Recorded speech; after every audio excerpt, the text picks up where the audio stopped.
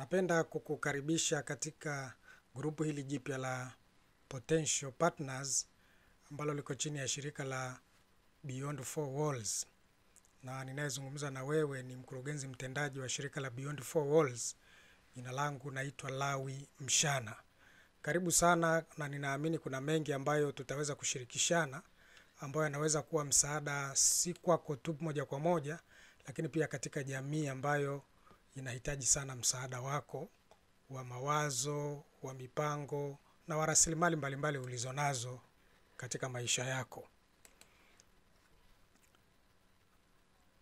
Kwa utangulizi tu ni kwamba ningependa ufahamu maana ya au sababu ya kuliita kundi hili Potential Partners. Kwanza kabisa ni kwa sababu namba moja ni kwamba marafiki, wadau na volunteer wenye uwezo fulani. Tunapoita mtu kwamba ana potential, maana yake ni kwamba ana uwezo fulani uliojificha ambao unaweza ukatumika katika kusaidia jamii au kusaidia maisha yake pia binafsi.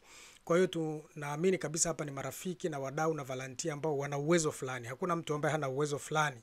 Kitendo cha wewe kuweza kufika mpaka tunakutana hapa, maana yake ni kwamba wewe una kitu fulani. Una simu, unajua WhatsApp, lakini ulikuwa na kifurushi na ndio maana ukaweza kuingia hapa. Kwa hiyo kwa namna fulani ni kwamba wewe una mtaji, una kitu fulani tayari ambacho kinaweza kukuunganisha na ulimwengu kuliko unavyofikiria. Lakini jambo la pili ni kwamba maana ya pili ni watu ambao wanatarajiwa kuwa wadau wa kusaidia wengine. Kuna watu ambao bado hawajawa partners katika maisha yao, lakini wanaweza wakaandaliwa kupitia kuwepo kwao katika kundi hili na hivyo wakaweza kuwasaidia watu wengine hapo baadaye. Kwa hiyo tunaamini kabisa kwamba wanaandaliwa watu ambao kesho kutwa watakuwa wafadhili, watakuwa watu wanaoweza kujitolea katika masuala mbalimbali ya kijamii ili kuisaidia serikali yetu, jamii yetu na dunia kwa ujumla iweze kubadilika kupitia kwao. Beyond Four Walls ni shirika lisilo la kiserikali lililosajiliwa hapa nchini ambalo makao yake makuu yako Korogwe, Tanga. Kabla ya mabadiliko ya sheria ya usajili wa NGO, makampuni na vyama ambayo ilifanyika mwaka 2019, ilikuwa hii asasi imesajiliwa kama kampuni isiyo na hisa kwa jina jingine. Na hii ndio iliyosababisha kwamba ifike mahali sasa mabadiliko yatokea ambao nayo pia yametuwezesha kuwa na mtazamo mwingine mpya zaidi kuliko ule tuliokuwa nao mwanzo.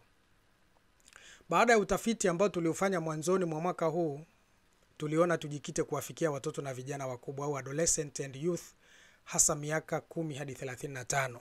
Tuliona kwamba tunapoanza sasa kufanya kazi kwa namna mpya, basi tufanye utafiti ambao ndio utakuwa msingi wa kutuwezesha kuona kwamba tujikite wapi zaidi.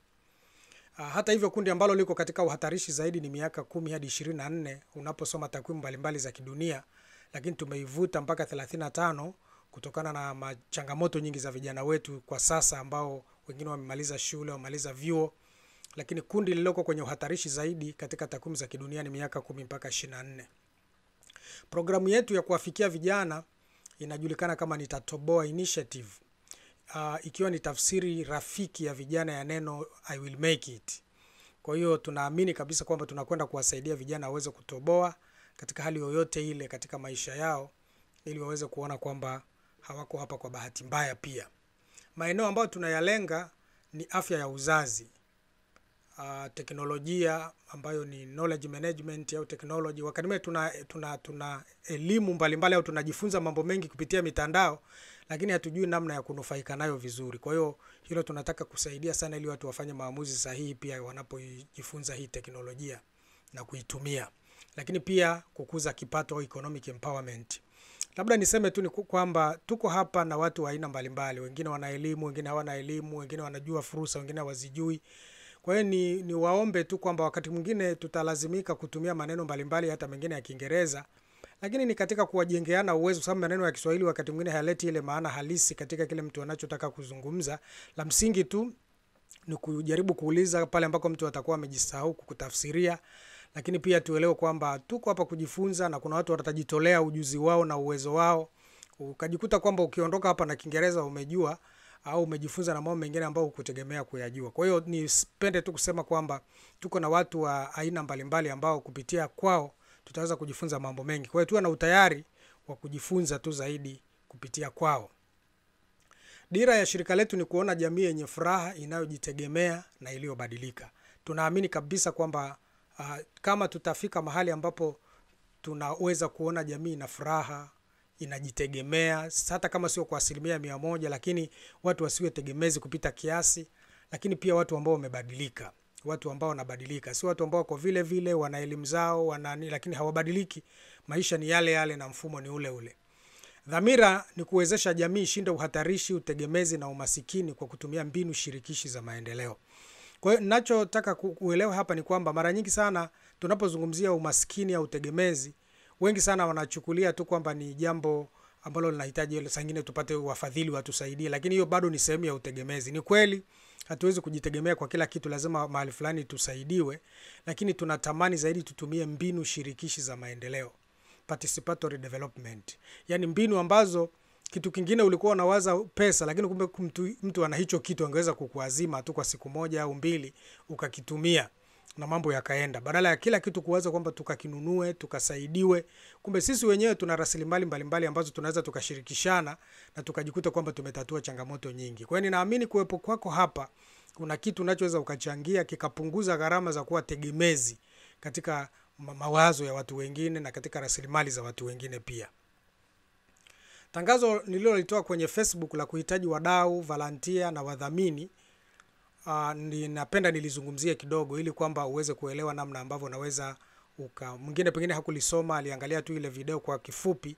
Kwa hiyo ni vizuri niizungumzie. Aina ya wadau ambao tuliwataja pale, kwanza ni mjasiriamali na mfanyabiashara wa kuwapa vijana hamasa na mbinu za kupata kipato katika mazingira ya sasa. Tuna maana gani? Tuna maana kwamba sio mahali hasa kwamba tumekuja ili tusaidiwe, lakini kusudi la kundi hili tupate watu ambao ni wajasiriamali na wafanyabiashara waliofanikiwa, ambao hawana wivu wa maendeleo, wanataka kuambukiza wengine mbinu mbalimbali za kuwasaidia wasiwe tegemezi. Kwa hiyo tukimpata mtu ambaye ni mjasiriamali, mfanyabiashara ambaye anaweza akawapa vijana hamasa na mbinu za kupata kipato katika mazingira ya sasa, huyo ataweza kutusaidia na tutampa jukwaa na kuweza kusema nasi na kutusaidia ili vijana wetu waweze kunufaika na uhalisia wa maisha wa mtu aliyefanikiwa, ambaye hana nadharia tu katika maisha yake, bali ni mtu ambaye amefanya kitu kikaonekana. Lakini vile vile kiongozi wa kujengea uwezo vijana waanzishe na kuendesha mashirika yanayoaminika. Imekuwa tukisisitizwa sana kwamba vijana wanahitajika sasa hivi kuungana na kuunda vikundi na kuunda mashirika mbalimbali.